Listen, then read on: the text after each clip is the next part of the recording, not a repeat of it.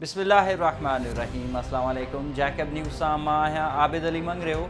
पेश आहिनि हिन वक़्त जूं हेडलाइन। जैकबाबाद मां 5 ॾींहं अॻु घरां निकिरी भरचून शरीफ़ पहुची मज़हब मटाए मुसलमान थींदड़ औरत 3 ॿारनि जी माउ 40 वरियनि जी सेजल कुमारी जे अगवा जो केस। संदसि मुड़ुसु राजेश कुमार जी फ़रियाद ते अणसुञातल कार सवारनि मथां दाख़िल। हिंदू औरत सेजल कुमारी जी कलमो पढ़ी मुसलमान थियण वारी वीडियो पिणु जारी। संदसि नओं नालो अलीज़ा रखिजी वियो। पुलिस मूजिबि अहिड़ा इतला आहिनि त औरत मुसलमान थी वई आहे। केस दाख़िल करे छॾियो आहे। मामले जी जांच हलंदड़ आहे।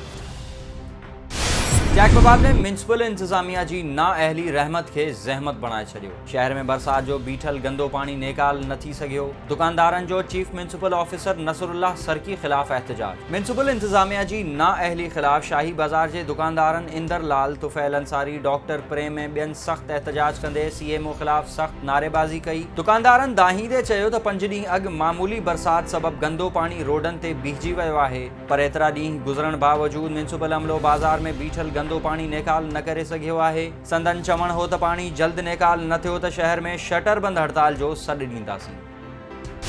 चुल्ह में तेज़ बरसात सबबि रेलवे ट्रैक पानी हेठि अची वियो। दिलमुराद रेलवे स्टेशन खां 2 किलोमीटरनि ताईं रेलवे ट्रैक ॿुॾी वियो। ट्रैक ते पानी हुअण सबबि खुशाल खान खटक ऐं मोहनजोदड़ो एक्सप्रेस जी अच वञ मुअत्तल। मींहं खे केतिरा ई कलाक गुज़री वञण बावजूद रेलवे ट्रैक तां पानी नेकाल करण ऐं मरम्मत जो कमु शुरू न थी सघियो।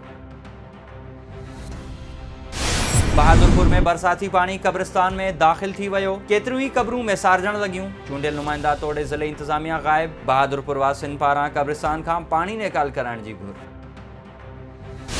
बहादुरपुर में दुकाननि जा ताला कटे चोरी कंदे 2 चोर गिरफ़्तार। इलाइक़े वासियुनि मुख़्तियार जमाली ऐं ख़ानू लाशारी खे चोरी कंदे पकड़े वरितो। पुलिस हवाले।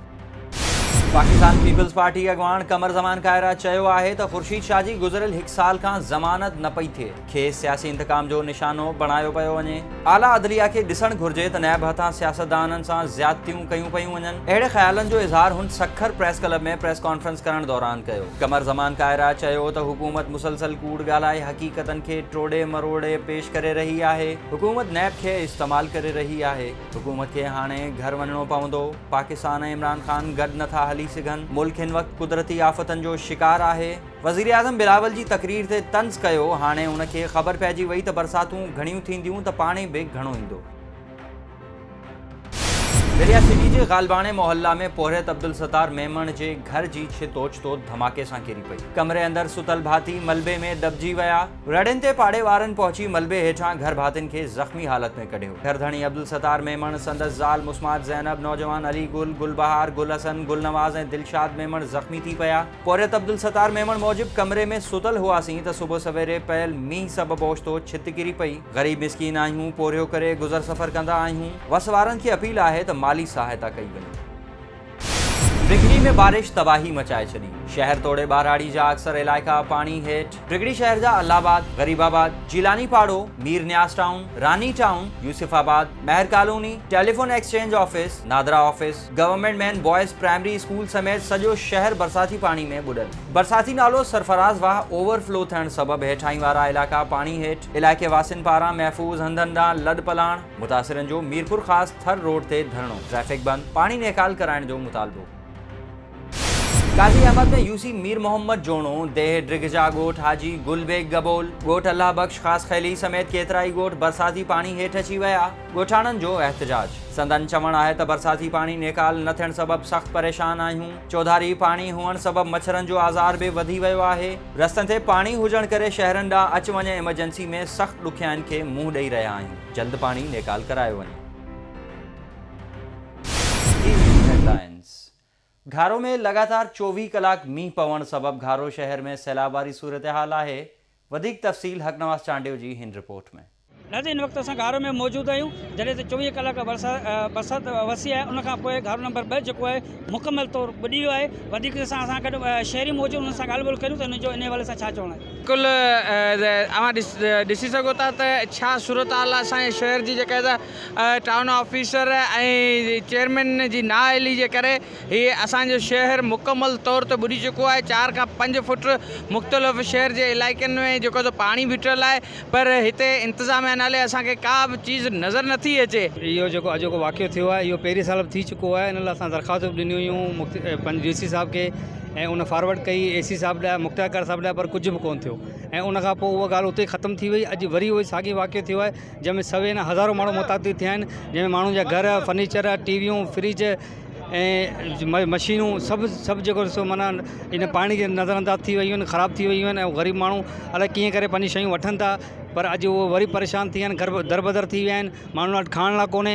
ऐं इहा सूरत हाल थी वई आहे। उन लाइ असां मजबूर थी अॼु रोड ते बीठा आहियूं त बराए महिरबानी जेके पुलूं बंदि कयूं वयूं आहिनि, जंहिंजे सबबु पाणी अंदरि माण्हुनि जे घर में दाख़िल थियो आहे, त उहो खोलियूं वञनि ऐं इहे पाणी जो निकाल थियो वञे, ताकी आईंदा वरी बि करे इहो नुक़सान जो सामनो न थिए। जीअं त असां गुज़िरियल साल बि ॿुधासीं ऐं असांजो लखें रुपए जो नुक़सानु थियो। असां एप्लीकेशनूं ॾिनियूंसीं चेयरमैन साहब खे, असिस्टेंट कमिश्नर खे, DSP आयो त उन सां बि असांजूं ॻाल्हि ॿोलियूं थियूं त हिते असांखे हल्को कट ॾिनो वियो त जीअं त मन त कुझु न कुझु पाणी जी निकाली थी, लेकिन इन जो इहो हल न आहे त हिनखे कट ॾेई रोड खे त मन पाणी कढियो वञे।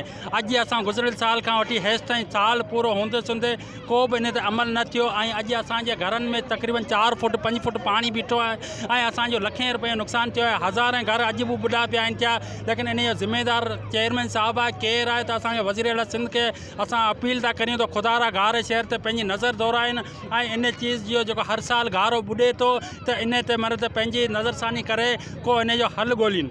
जीअं त बरसाति अॻकथी हुई, सभिनि खे ख़बर हुई, महकमा मौसमियात तरफ़ां ॿुधायो त 150 मिलीमीटर बरसाति अचणी आहे, पर आउं सम्झां थो त हीअ 150 मिलीमीटर खां वधीक बरसाति आई आहे।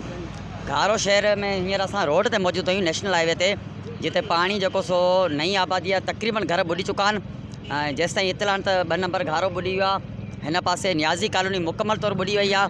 माण्हुनि जा जेके सो बचा पाणी में हिन वक़्तु फाथल आहिनि, चेल जेतिरो पाणी घरनि में मौजूदु आहे। ई सूरत हाल जेको पहिरियां कट हो हबीब होटल खां ओरियां हिते बासर वॾेरनि जेको सो कट बंदि करे छॾिया ऐं पंहिंजी मनपसंदि माण्हुनि खे अॻियां विहारे छॾिया आहिनि। जेके पुलिस अमलो थी वई, कई अहिड़ा अमला आहिनि जेका हिन कट खे नथा खोलनि। FW वारनि जेकियूं पुलियूं हुयूं उन्हनि माण्हुनि जे हूंदे बंदि करायूं, जेको अॼु ताईं पाणी न पियो क्रॉस थी सघे। असां हिन वक़्तु जेको असिस्टेंट कमिश्नर मीरपुर साकुर जे ऑफिस जे आॾो बीठा आहियूं, जेको जंहिं ऑफिस जे आॾो पाणी जेको सो बोर्ड जी सूरत हाल इख़्तियार कयो आहे ऐं सॼे शहर जी तक़रीबन इहा ई सूरत हाल आहे। ऐं हिन सूरत हाल जो ज़िम्मेवार असां सम्झूं था त ही हुज़ूर भाई कलोड़ ऐं शौकत न्याज़ी आहे, जिन कुदरती पाणी जे लंघनि ते कब्ज़ा करे उहे कुदरती पाणी जा लंघ बंदि करे छॾिया आहिनि, जंहिंजे नतीजे में हर साल घारो शहर ॿुॾे थो ऐं घारे शहर जे माण्हुनि जूं किरोड़नि जी प्रॉपर्टियूं हर साल तबाह थियनि थियूं। असां लाइ इन हक़ थियो आहे।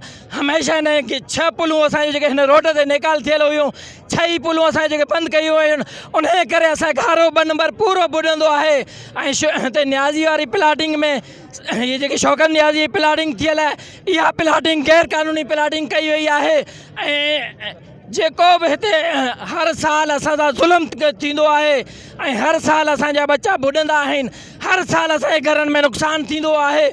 ऐं सिंध गवर्नमेंट ऐं वफ़ाक़ खां असां अपील था कयूं, असांजा जेके मामला आहिनि असांजा हल कया वञनि। रोड जे जेके 6 पुलूं जेके पहिरीं निकितल हुयूं उहे 6 पुलूं मंज़ूर कयूं वञनि। इन वक़्तु बिल्कुलु आउं मौजूदु आहियां घारो टोन कमेटी अॻियां ऐं इन हवाले सां ॻाल्हि ॿोल करणियूं जेके माण्हू लखी तादाद में जेका मुतासिर थियल आहिनि, पर हिते जंहिंमहिल असां पहुता आहियूं त घारो टीमूं मौजूदु कोन्हे, चेयरमैन बि मौजूदु कोन्हे। तव्हां पाण ॾिसो पिया त टोन वारो जेको टोन जे अॻियां मौजूदु, त हिते बि जेको दरिया वारो नेक ॾेई रही आहे। ही हुयूं हिन तव्हांजूं हेडलाइंस। वधीक ख़बरुनि ऐं अपडेट्स लाइ विज़िट कयो असांजी वेबसाइट www.jacobnewshd.com ऐं फेसबुक ते फॉलो कयो।